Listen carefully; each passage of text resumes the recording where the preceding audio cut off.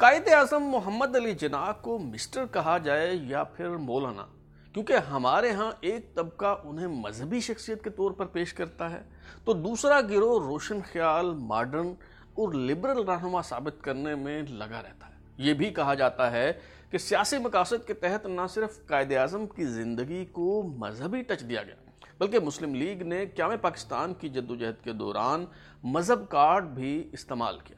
پاکستان کا مطلب کیا، لا الہ الا اللہ جیسے نعرے لگائے گئے، لیکن جب الگ وطن حاصل کر لیا گیا تو ان دقیانوسی خیالات سے مکمل طور پر لا تعلقی اختیار کر لی گئی۔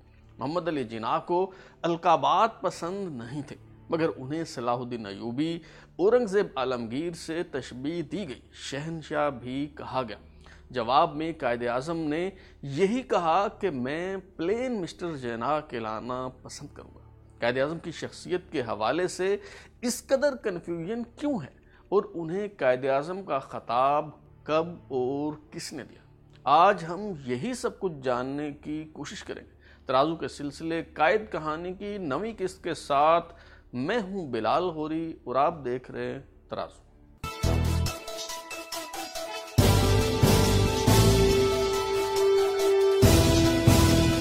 ہمارے ہاں تاریخ دائیں اور بائیں بازو کی تقسیم کا شکار رہی ہے اور سرکاری تاریخ یعنی مطالعہ پاکستان تو مغالطوں اور مبالغوں کا شاہکار ہے۔ چنانچہ قائد اعظم کی شخصیت، مزاج، ذوق، سوچ اور نظریات کے حوالے سے بھی تحقیق کے بجائے تعصب کو فوقیت دی گئی۔ مثال کے طور پر دائیں بازو کے پرچارک قائد اعظم کو ایک ایسے عبادت گزار اور بعمل مسلمان کے روپ میں پیش کرتے ہیں کہ گویا دامن نچوڑ دیں تو فرشتے وضو کریں۔ بتایا جاتا ہے کہ مولانا حسرت موہانی صبح فجر کی نماز کے وقت دلی کی اورنگزیب روڈ پر واقع قائد اعظم کی رہائش گاہ پر ان سے ملنے گئے تو دربان نے انہیں ویٹنگ روم میں بٹھا دیا۔ حسرت موہانی کی پارا صفت بے چین روح کو قرار نہ آیا اور جذبہ تجسس کے تحت دروازے کا پردہ اٹھا کر انہوں نے دیکھا تو قائد اعظم قبلہ رو سجدہ ریز نظر آئے۔ ان کا سارا جسم لرز رہا تھا، جس سے ظاہر ہوتا ہے کہ قائد اعظم پر رقت طاری تھی۔ اسی طرز کا ایک واقعہ ماہنامہ عاطف شاہ کے قائد اعظم نمبر میں بیان کیا گیا ہے۔ قائد اعظم بطور گورنر جنرل موجودہ صوبہ خیبر پختونخوا تشریف لے گئے۔ عبد الرشید نامی بٹلر بتاتے ہیں کہ نصف شب جب سب گہری نیند سو چکے تو اچانک ٹھک ٹھک کی آواز گورنمنٹ ہاؤس کا سینہ چیرنے لگی۔ کھڑکی کا ایک مقام جہاں سے پردہ سرک گیا تھا، وہاں سے جھانکنے پر معلوم ہوا کہ قائد اعظم کمرے میں ٹہلتے ہوئے انگیٹھی پر رکھے قرآن مجید پر اپنا ماتھا ٹیکتے ہیں تو ان کا چہرہ آنسوؤں میں بھیگ جاتا ہے۔ کسی آیت کا مطالعہ کرنے کے بعد وہ جب اس پر غور کرنے کے لیے ٹہلتے ہیں تو لکڑی کے فرش پر قدم رکھنے سے ٹھک ٹھک کی آواز آتی ہے۔ ایسی روایات اور حکایات میں خوابوں کا بہت عمل دخل ہے۔ جس طرح جناب اولیاء مقبول جان نے army chief general Qamar Javed Bajwa سے متعلق خواب سنایا تھا، بشرا بی بی کے عمران خان کے عقد میں آنے سے متعلق خواب دیکھا گیا، اسی طرح قائد اعظم سے متعلق بھی بہت سے خواب دیکھے گئے۔ سلیم چودھری کی تصنیف قائد اعظم بے مثال شخصیت درخشاں کردار کی جھلکیاں کے صفحہ نمبر 18 اور 19 کے مطابق حضرت مولانا اشرف علی تھانوی کا ایک خواب مسلم لیگ کی طرف سے بڑے بڑے پوسٹوں کی شکل میں برِ صغیر بھر میں چسپاں کیا گیا، جس میں حضرت مولانا کی طرف سے کہا گیا تھا، میں نے نصف شب کے بعد ایک خواب دیکھا ہے، سرور کائنات حضرت محمد صلی اللہ علیہ وسلم کا دربار لگا ہوا ہے، ان کے ارد گرد خلفائے راشدین اور صحابہ کرام رضوان اللہ اجمعین تشریف فرما تھے کہ اسی اثناء میں قائد اعظم اس مقدس محفل میں داخل ہوئے۔ حضور صلی اللہ علیہ وسلم نے جب انہیں سینے سے لگایا تو خلفائے راشدین اور صحابہ کرام ششدر رہ گئے اور حضور صلی اللہ علیہ وسلم سے بڑے ادب سے استفسار کرنے لگے کہ آپ نے ایک داڑھی مونڈھے شخص کو سینے سے کیوں لگایا؟ اس پر حضور صلی اللہ علیہ وسلم نے فرمایا کہ اس شخص کے ظاہری لباس اور شکل و شباہت کو نہ دیکھو، بلکہ اس کے سینے میں جھانک کر غور سے دیکھو کہ اس میں ملت اسلامیہ کا بے پناہ درد موجود ہے۔ حضرت مولانا موصوف کا کہنا ہے کہ اس کے بعد میری آنکھ کھل گئی۔ مرحوم ڈاکٹر صفدر محمود کا شمار قائد اعظم سے متعلق دائیں بازو کے موقف کا دفاع کرنے والے دانشوروں میں ہوتا ہے۔ 15 اکتوبر 2019 کو جنگ کے ادارتی صفحہ پر شائع ہونے والا ان کا مضمون جو ان کی تصنیف سچ تو یہ ہے میں بھی موجود ہے، اس میں وہ فرماتے ہیں کہ اقبال و جناح کے حوالے سے کہنا کہ انہوں نے پاکستان کا مطلب کیا لا الہ الا اللہ کا نعرہ لگایا تاریخ نہیں بلکہ بہت بڑا مغالطہ ہے۔ علامہ اقبال تو اپریل 1938 میں وفات پا گئے تھے، اس وقت ابھی یہ نعرہ وجود میں ہی نہیں آیا تھا۔ قائد اعظم نے بھی نہ کبھی یہ نعرہ لگایا اور نہ اس سے وابستگی ظاہر کی۔ دراصل یہ مسلم لیگ کے جذباتی کارکنوں کا نعرہ تھا جو گلیوں محلوں میں جلوس نکالتے تھے۔ اصغر سودائی اسلامیہ کالج سیالکوٹ میں پروفیسر رہے، بحیثیت طالب علم 1944 میں لکھی گئی ان کی نظم کا ایک مصرع تھا جو لیگی کارکنوں کے دلوں کو چھو گیا اور تاریخ کا حصہ بن کر اصغر سودائی کو امر کر گیا۔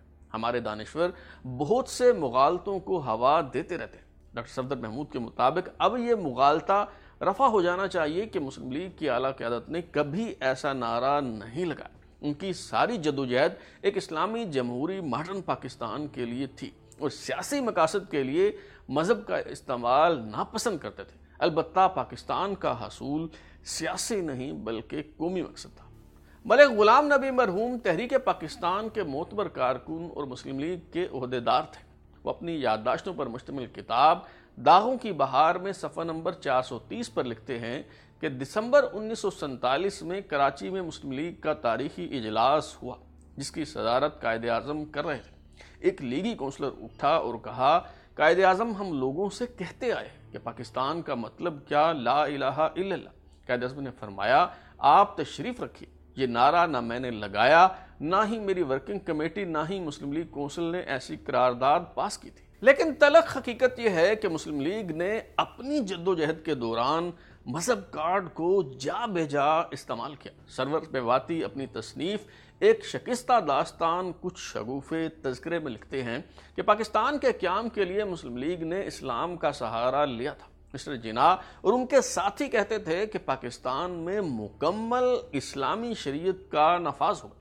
1946 کے الیکشن میں مسلم لیگی ایک طرف گاندھی کی ٹوپی اور دوسری طرف حضور اقدس صلی اللہ علیہ وسلم کی دستار مبارک کی شبیہ رکھ کر مسلمانوں سے کہا کرتے تھے کہ مسلمانوں تم ووٹ گاندھی کی ٹوپی کو دو گے یا حضور اکرم کی دستار مبارک کو۔ اگر مسلم لیگ اسلام کا نام نہ لیتی، اگر نفاذ و فروغ اسلام کی بات نہ کرتی، اگر مثالی فلاحی ریاست کا لالچ نہ دیتی اور مسلمانوں کو ورگلانے کے لیے علماء کو ساتھ نہ ملاتی تو مسلمان انہیں کبھی ووٹ نہ دیتے۔ اسی طرح QM اعظم لکھتے ہیں کہ سرحد ریفرنڈم کے موقع پر پٹھان علماء کو پاکستان کی طرف مائل کرنے کے لیے ایک طرف قرآن کریم اور دوسری طرف کانگریسی ٹوپی رکھ کر کہا گیا کہ آپ ان دونوں میں سے کسی ایک کو چن لیں۔ اس پر پٹھان علماء کے پاس قرآن پاک کی طرف دیکھنے کے علاوہ کوئی چارہ نہ تھا۔ معروف دانشور اور مذہبی اسکالر مولانا وحید الدین خان اپنی کتاب ہند پاک ڈائری میں لکھتے ہیں، یہ ایک تاریخی حقیقت ہے کہ پاکستان کی تحریک کی قیادت مسٹر طبقہ نے کی۔ علماء کا طبقہ تقریباً 99% اس سے الگ رہا۔ وہ کسی بھی درجہ میں کوئی مذہبی یا اسلامی تحریک نہ تھی، مگر عوام کا استحصال کرنے کے لیے مسلسل طور پر اس کے حق میں اسلام کا نام استعمال کیا گیا۔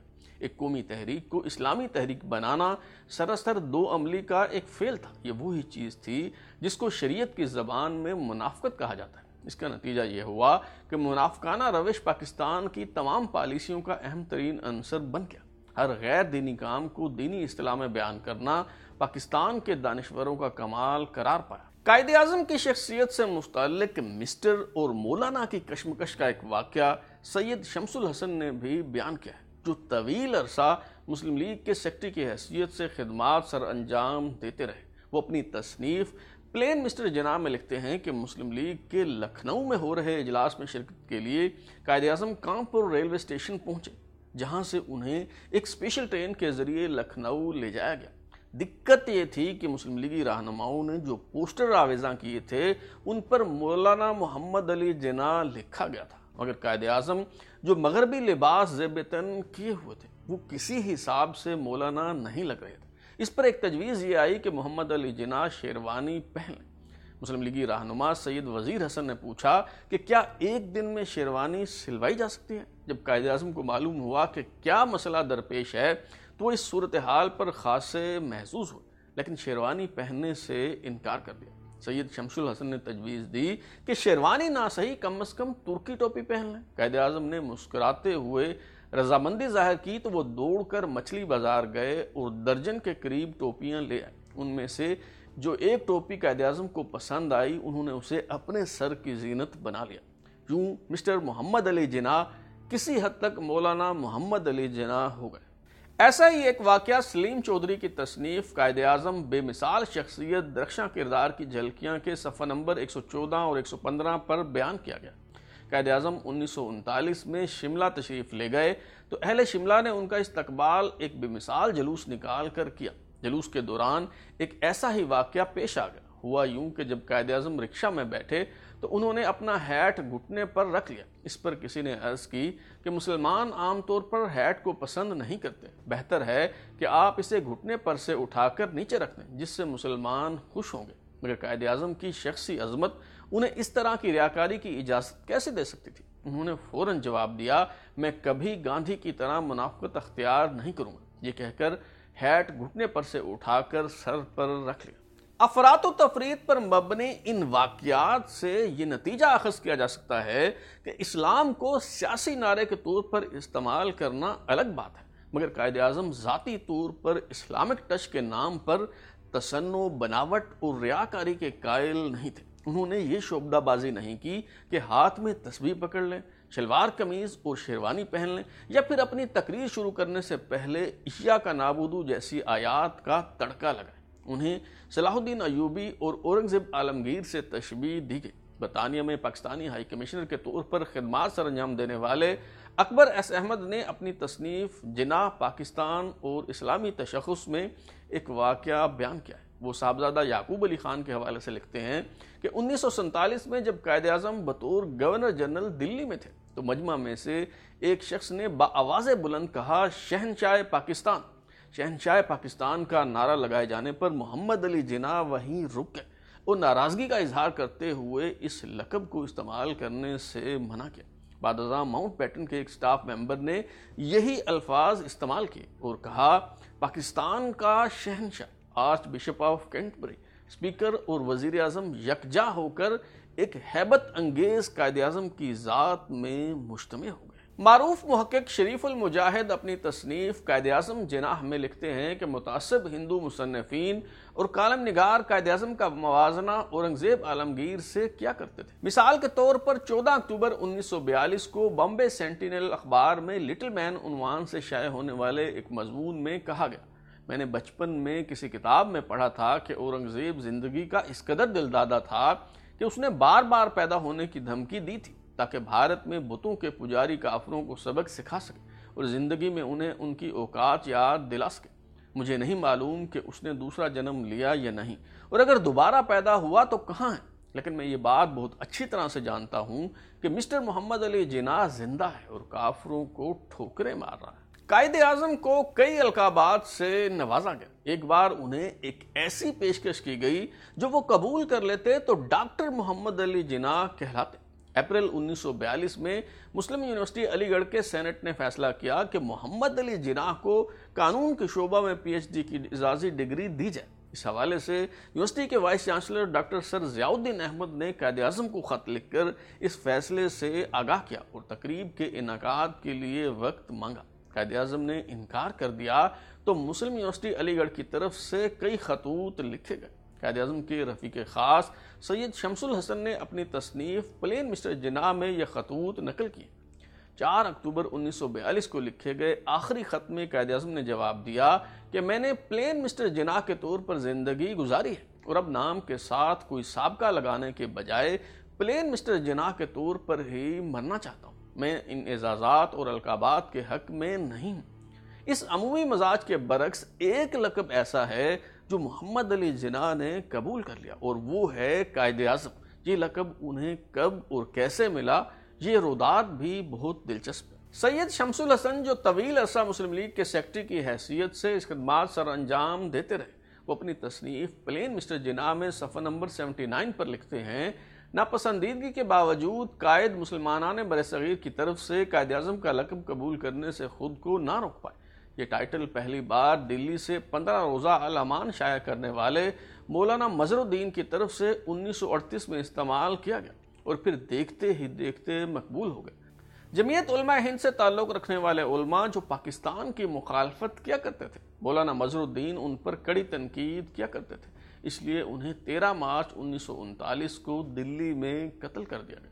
یہ تھی محمد علی جناح کی شخصیت، مزاج اور القابات کی تفصیل۔ قائد اعظم کی کتاب عزیز سے متعلق حقائق بیان کرنے کا سلسلہ جاری ہے۔ آئندہ قسط میں اس حوالے سے بات ہوگی کہ قائد اعظم کو یہ کیوں کہنا پڑا کہ میری جیب میں کھوٹے سکے۔ اگر آپ اپنی رائے دینا چاہتے ہیں یا پھر کوئی تجویز تو ہمارا واٹس ایپ نمبر 033284105337 دستیاب ہے۔ اپنا فیڈ بیک دیں، لائک کریں، سبسکرائب کرنے کے بعد بیل آئکن یعنی گھنٹی دبائیں اور دیکھتے رہیں ہمارا چینل ترازو۔